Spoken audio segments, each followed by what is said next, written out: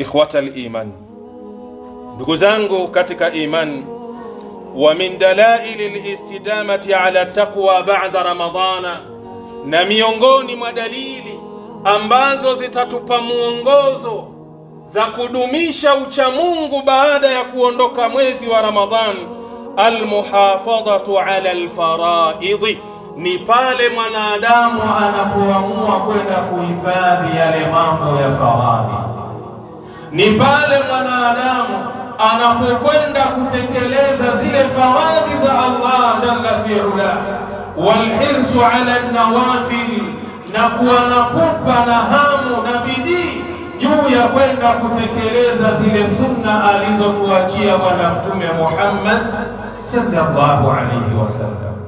Lianna dhalik, kwa sababu ya kufanya hivyo, mimma yastajlibu mahabbata Allahi, ni miongoni mwa mambo ambayo yatakuwa ni chanzo na sababu ya kuweza kuyavuta yale mapenzi ya Allah jalla fi'ala kwetu sisi viumbe vyake. Qala jalla wa ala fil hadithi al-qudusi, Allah amesema aliyetukuka katika hadithi al-qudusi, wama taqarraba ilayya abdi bi shay'in ahabba ilayya, na wala hatojikurubisha kwangu mimi mja wangu kwa kitu chochote ambacho ninachokipenda mimi zaidi, mimma aftaratu alayhi, kuliko kile ambacho nimekifaradhisha juu yake. Nini maana yake? Maana yake mimi na wewe, ili tuwe karibu na Allah jalla fi'ala, tunatakiwa tutekeleze zile faradhi zake ambazo kwamba Allah ametufaradhisha, na vile vile Mtume Muhammad sallallahu alayhi wasallam amefaradhisha faradhi kama hizo juu yetu. Tunapokwenda kuyafanya yale ya faradhi, yale ya lazima juu yetu kwa ajili ya Allah, basi ni miongoni mwa mambo ambayo yanaleta upendo na kuvuta ule upendo wa Allah kwetu sisi.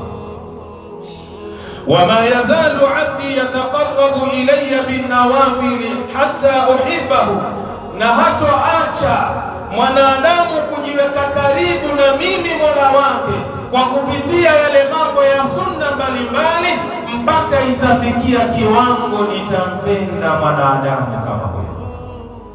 Yani zile sunna ambazo tumeachiwa na Mtume Muhammad sallallahu alayhi wasallam, tunapoamua kuzitekeleza li ajli llahi jalla fi'ala, tukazifanya kwa ajili ya Allah, basi moja kwa moja hizi sunna ni sehemu ya sababu ya kupata upendo wa Allah jalla fi'ala kwa kupitia kutekeleza sunna hizi.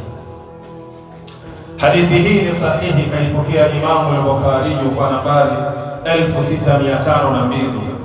Wa ani al-Fudayl ibn Iyad qala, kutoka kwa al-Fudayl mtoto wa Iyad amesema, inna Allah jalla wa ala, hakika ya Mwenyezi Mungu aliyetukuka, yaksimu al-mahabbata kama yaksimu ar-rizqa, hakika anayagawanya mapenzi yake kwa viumbe vyake kama mfano anavyogawanya riziki kwa viumbe vyake. Allah jalla fi'ala anayagawanya mapenzi yake juu ya waja wake, juu ya viumbe vyake, kama mfano anavyokwenda kuigawanya ile riziki kwa viumbe vyake. Kuna wale Allah jalla fi'ala amewapa riziki ambayo ni ya juu, kuna wale ambao Allah amewapa riziki ya katikati, kuna wale ambao Allah amewapa riziki ambayo ni ya chini, na haya yote bihikmatihi, ni kwa hikma ya Allah jalla fi'ala.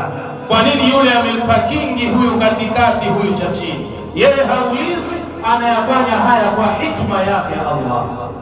Lakini vile vile haya mapenzi yake Allah jalla fi'ala anayagawanya kwa waja wake na viumbe vyake kama mfano anavyoigawanya riziki kwa wale viumbe vyake. Wa kullu dha min Allah jalla wa ala, na yote hayo yanatoka kwa Allah jalla fi'ala. Kwa hiyo kuna haja kubwa ya kuyatafuta mapenzi ya Allah jalla fi'ala. Unapofanya bidii ya kuyatafuta yale mapenzi mapenzi ya Allah jalla fi'ala ni sehemu ya uchamungu, ni sehemu ya kuendeleza kumwogopa Allah jalla fi'ala.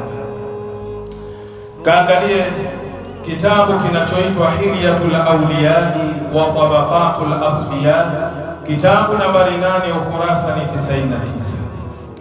Waqala Ath-Tha'alabi, amesema Ath-Tha'alabi, almahabbatu thamanun likulli shay'in wa in ghala.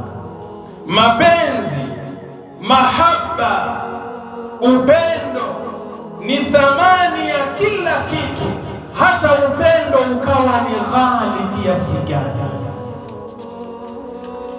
Wasulamun ila kulli shay'in wa in ala, upendo, mapenzi, mahaba ndiyo ngazi ya kila kitu, hata kama itakuwa ni urefu kiasi gani.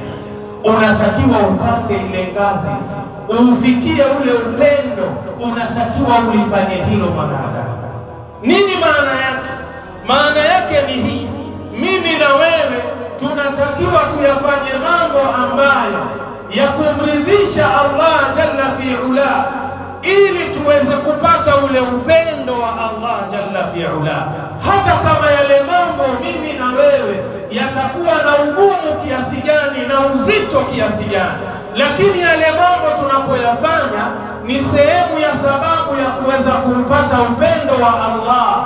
Hautakiwi kuuangalia ule ugumu, unatakiwa ukiangalie kile unachokitafuta, ambao ni upendo wa Allah jalla fi'ala.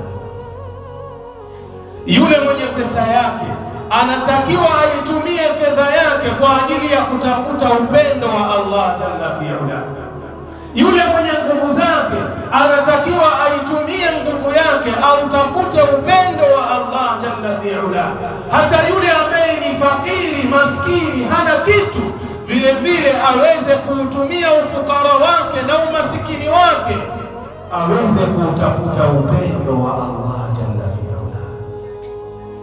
Leo mathalan, mwanadamu anapotokea kumpenda mtoto wa kike, anafanya kila aina ya bidii, anafanya kila aina ya mikakati ili aweze kuuwini ule upendo wake na auchukue moyo wake. Inaweza kufikia mahala akatafuta hata marafiki zake. Yule msichana anapenda nini na hapendi kitu gani? Katika zawadi kitu gani anakipenda, kitu gani hakipendi? Lengo unatafuta upendo wa yule uliyempenda. Unabidia kila aina. Kuna jambo pengine ukilifanya kwake litatengeneza upendo kwako wewe, utalifanya hata kama huna pesa, utakwenda kukopa na kuwazima. Kwa nini unafanya bidii yote hii? Kwa nini unafanya juhudi yote hii? Ni kwa sababu unautafuta ule upendo, unautafuta ule moyo wa yule mtoto wa kike uliyefanya nini, uliyempenda. Kwa nini? Kwa Allah jalla fi'ala. Haufanyi yale mambo ambayo chanzo chake utakapoyafanya itakuwa ni sehemu ya sababu ya kupata upendo wa Allah jalla fi'ala. Ndio maana mimi na wewe tunatakiwa tutumie huu wakati wetu, tutumie nguvu zetu, tutumie fedha zetu kutafuta upendo wa Allah jalla fi'ala. Kwa sababu gani? Unapoupata upendo wa Allah jalla fi'ala ni sehemu moja ya uchamungu baada ya kumalizika mwezi mtukufu wa Ramadhani.